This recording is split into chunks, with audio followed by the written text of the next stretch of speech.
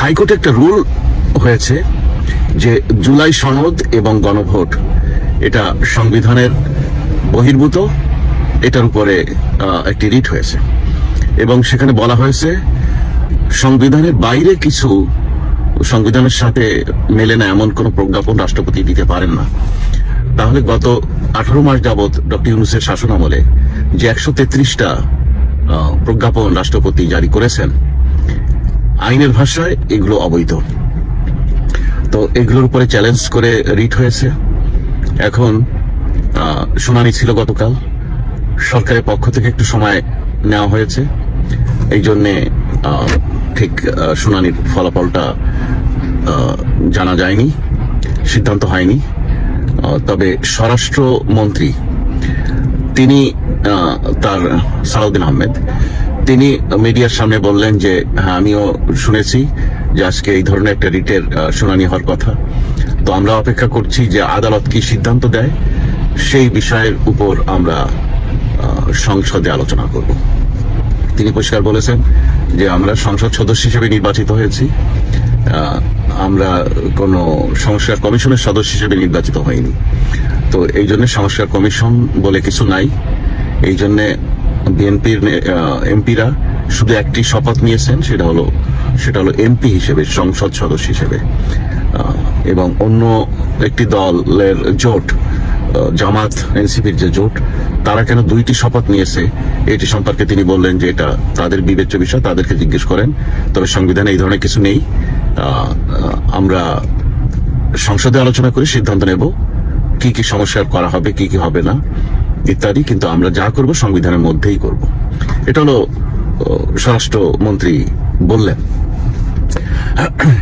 কিন্তু এর ভিতরে যে আসিফ মাহমুদ সজীব ভুইয়া, তারপরে আপনার এনসিপির বিভিন্ন নেতারা, তাদের মাথা খারাপ হয়ে গেছে এই রিটটি আদালতে যাওয়ায়।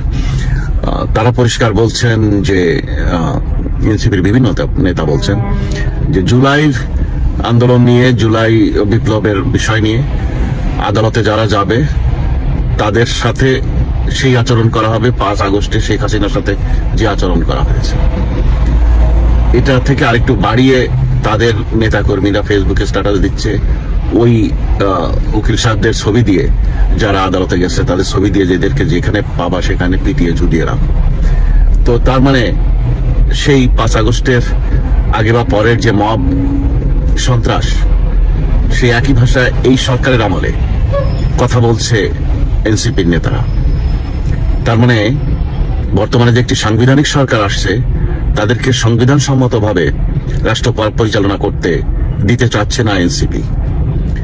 কারণ ডক্টর ইউনূসের সরকার কোনো সাংবিধানিক সরকার ছিল না, সে সময় যা খুশি তাই করতে পেরেছে তার মানে আদর্শ পুষ্ট বা তার স্নেহধন্য সন্তান তুল্য এনসিপি নেতৃবৃন্দ, তারা ওই সময় যা খুশি তাই করতে পেরেছে।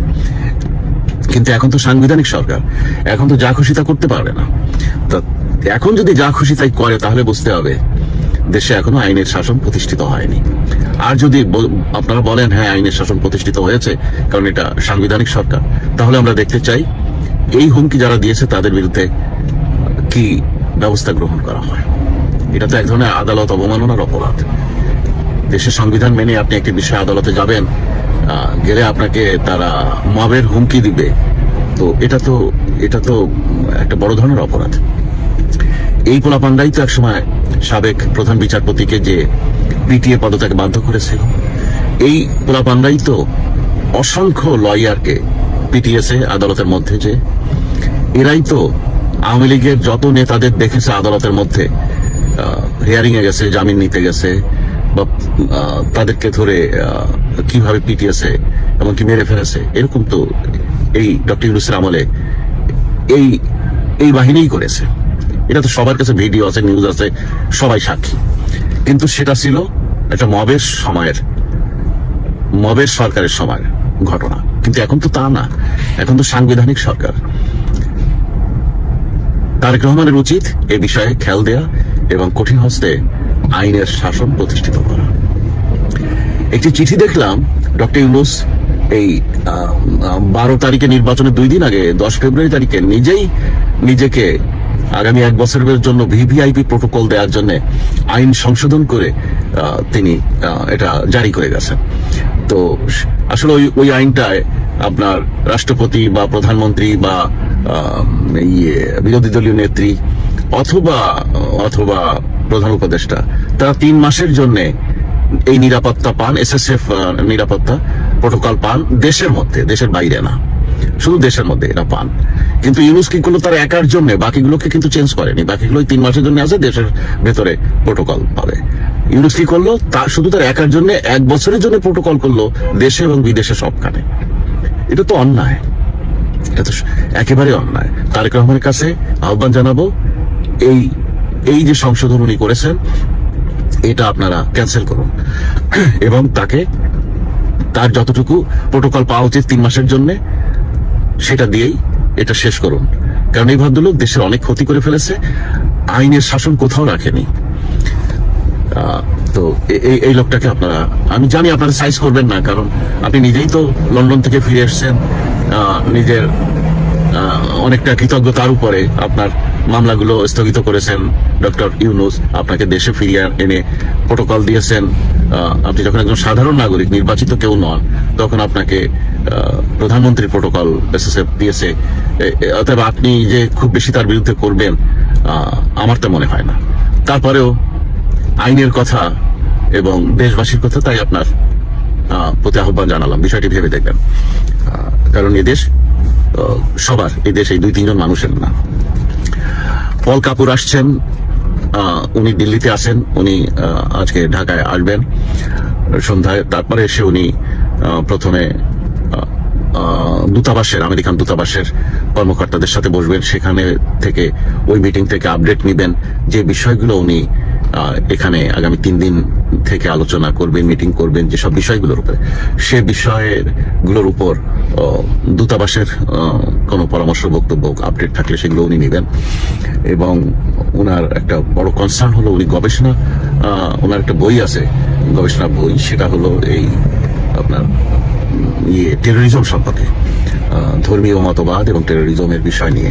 তো সেটা এই দক্ষিণ এশিয়ায় কিভাবে বিস্তার করছে এবং এটা কিভাবে থামানো যায় সেটার ব্যাপারে উনি কাজ করছেন অনেকদিন যাবত, এবং সেটাও এখানে এই মিটিংগুলোতে ফলো আপ হবে। তিনি বিভিন্ন ব্যবসায়ী প্রতিনিধিদের সাথে মিটিং করবেন, সরকারের সাথে মিটিং করবেন, রাজনৈতিক দলগুলোর সাথে মিটিং করবেন, এবং শোনা যাচ্ছে আওয়ামী লীগের সাথেও কথা বলবেন। তো সেই হিসেবে শোনা যাচ্ছে সজীবদের জয় মামার সাথে উনি অনলাইনে মিটিং করবেন। এরপর এই মিটিংগুলোর পর আমাদের পররাষ্ট্রমন্ত্রী রজার খলিল, ওনার সাথে ভারতের পররাষ্ট্রমন্ত্রীর মিটিং হবে। তারপরে ওনারা দিল্লিতে ওনাদের মিটিং হবে, তারপর লন্ডনে মিটিং হবে। তো এইগুলো হওয়ার পরে উনি তো 6 তারিখে চলে যাচ্ছেন, 7 তারিখে থেকে আস্তে আস্তে অনেক কিছু জানা যাবে, মার্চের 7 তারিখ থেকে। এবং এই মিটিংগুলোর আলোকে 12 তারিখ থেকে যে সংসদ অধিবেশন বসছে সেখানেও কিছু পরিবর্তন আসবে।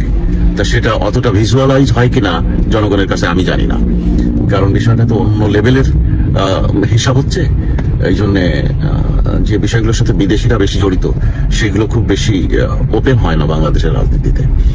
তো তারপরেও দেখা যাবে যে কি কি আলোচনা হলো, কি কি বক্তব্য সামনে আসলো। তবে আমরা আশা করছি যে এটা তো মার্চ মাস, এপ্রিলের ভেতরে অনেক কিছু পরিষ্কার হয়ে যাবে। এপ্রিল মে মাস থেকে নর্মাল প্র্যাকটিস সে ফিরে আসবে আওয়ামী লীগ রাজনীতিতে।